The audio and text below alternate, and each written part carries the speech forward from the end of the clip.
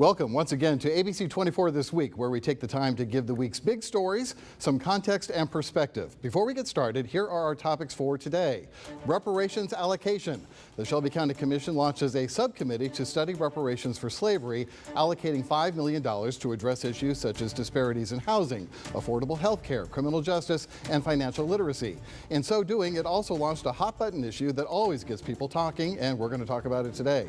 Help for Wanda. Thanks to the County Commission, the embattled Shelby County clerk is going to get a special advisor to help with ongoing problems with long delays for car owners that they've been dealing with, and what should be a pretty simple transaction, really, of registering your car. Is this money well spent? And capital craziness. It's hard to keep track of what state lawmakers are up to in Nashville, but from pumpkin pie to drag queens, we're going to try.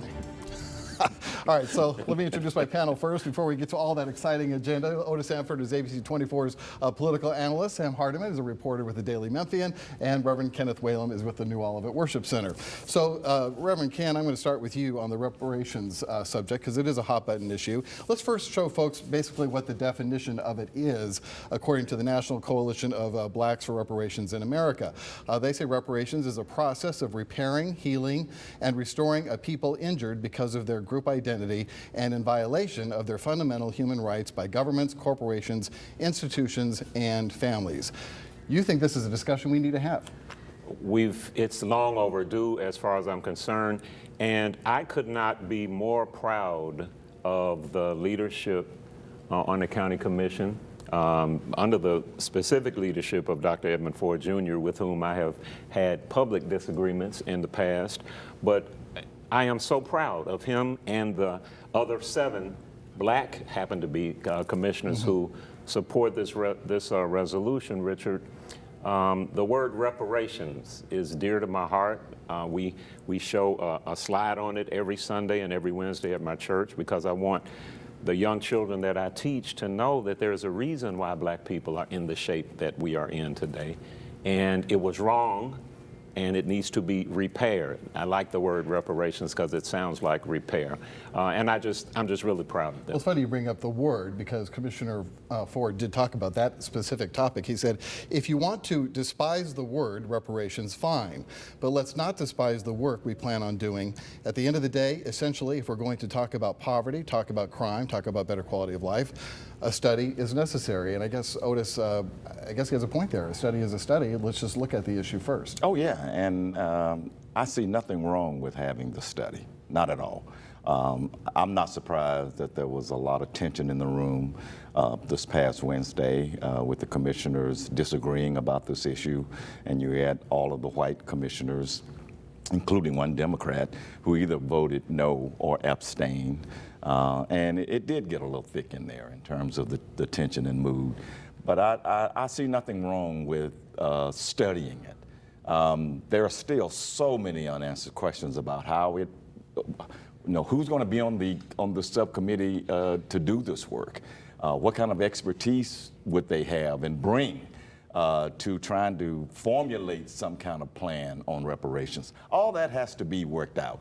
But I see absolutely nothing wrong with having it. It is gaining some momentum in other places around the country, and so why not at least study it here in Memphis? Sam, whether it be City Council, whether it be County Commission, whether it be the state legislature, whether it be Congress, there are always issues like this that crop up where there really is a splitting not only along party lines, but along racial lines.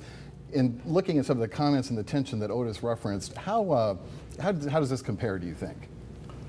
I think, to answer that, I think it's not surprising. I think what we're having here, you have a Democratic, largely black county commission majority, and then you have a white Republican minority, and it's very much, the commentary was very much along those lines. So I don't think that's surprising. I think it's a little different than Evanston, Illinois, where if you look at the program that's in place there, it's actually quite limited in scope.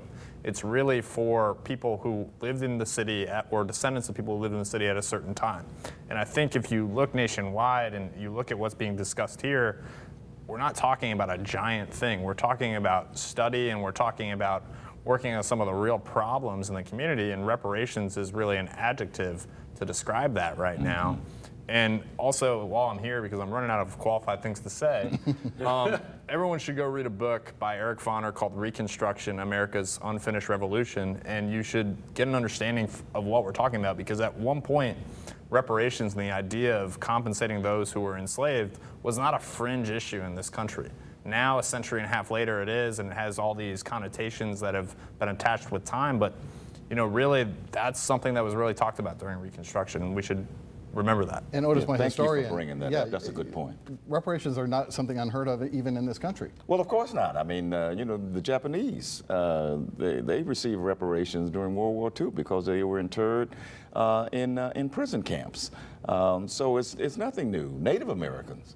I just think in this case, and I mentioned this the other day, for some groups of people, reparations has a stigma, just like defunding the police.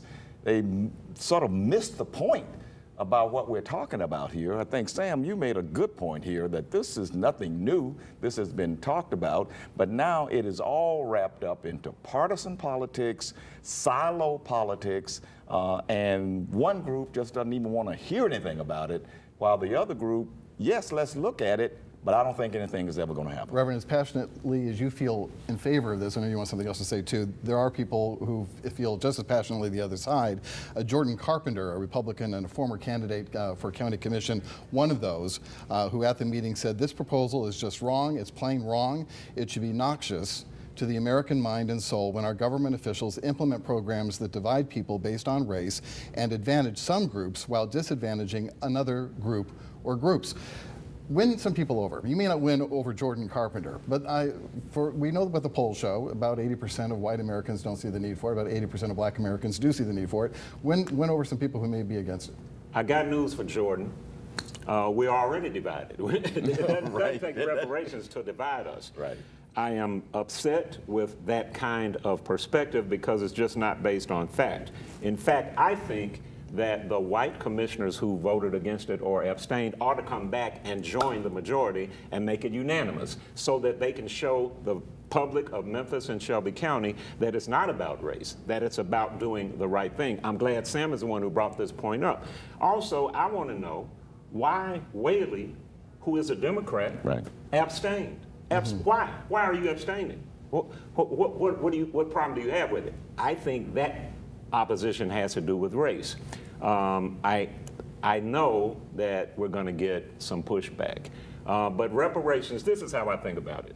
Reparations is not about race. It's not about race. It's about remuneration. It's a financial issue. If you read the resolution, it's all through the resolution that this is to address an inequity that was caused by slavery. 200 years, 244 years of unpaid labor. That's what reparations is about. Just pay me. Just give me my money. Go to church where you want to. Go to school where you want to. Just send me the check. That's what reparations is about. But I guess I'm going to make some news here. I hear that the mayor, Lee Harris, is planning to veto the resolution. I hope it's not true. I hope that's scuttlebutt, because I think of all issues that we ought to have a united front, it ought to be this issue.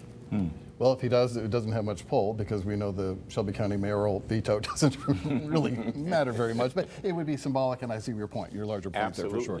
We're going to talk about this, I'm sure, in the future. We should point out that a lot of other communities have studied this issue, and it really hasn't gone, with the exception of Evansville, it really has not gone beyond that in most communities. They've just studied it so far, and a majority of people of both races agree this probably is never going to happen. Do you feel that pessimistic about it? No, I don't. Okay. I think that if we can talk about it, if we can pull the Band-Aid off, snatch the Band-Aid off, and talk about the truth of what is here in Memphis and Shelby County in terms of our history with lynching, with discrimination, with all manner of unjust treatment, I think eventually people will come to the realization that the crime issue that they're all concerned about is a direct result of the mistreatment of the same people who are committing the crimes, including the police officers who committed them. I'm way over, but I have the final word. Just very briefly, I understand everything that Ken is saying, but there's still so many unanswered questions about this.